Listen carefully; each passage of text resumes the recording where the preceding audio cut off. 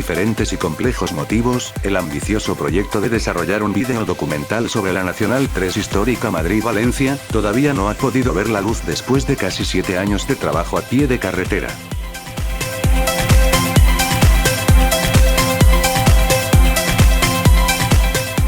En todo este tiempo, hemos recorrido decenas de miles de kilómetros a través de esta antigua ruta, obtenido miles de fotografías, y grabado cientos de horas de vídeo. Varias personas han intervenido en estos trabajos. Todo el material audiovisual necesario para montar el documental sobre la Nacional 3 histórica, aguarda el momento de poder ser utilizado. Esperamos que sea en un futuro no muy lejano.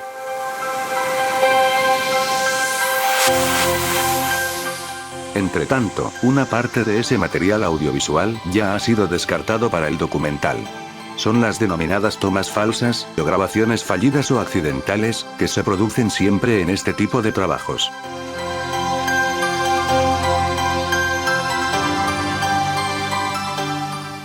En este vídeo mostraremos algunas de estas tomas falsas.